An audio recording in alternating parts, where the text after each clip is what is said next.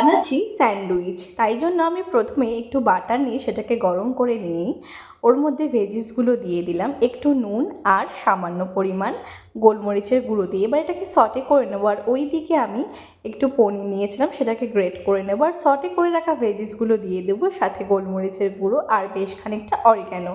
আর এর মধ্যে কিন্তু অনেকটা পরিমাণ মেয়োনিজ দিতে হবে, আর সাথে কিন্তু টমেটো কেচাপও মাস্ট বলতে পারো, আর দিতে হবে পেঁয়াজ কুচি। এরপর সমস্ত কিছু দেওয়া হয়ে গেলে এটাকে ভালোভাবে মেখে নিতে হবে।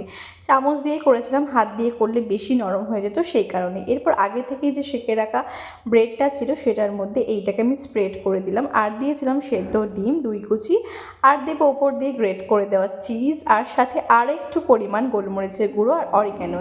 এরপর আরেকটা সেঁকে রাখা ব্রেড দিয়ে এটাকে ঢাকা দিয়ে দেবো। এরপর আরেকটু বাটার নিয়ে সেটাকে গরম করে এপাশ ওপাশ ভালো মতো সেঁকে নিলেই একদম কিন্তু রেডি স্যান্ডউইচ। দারুণ হয়েছিল।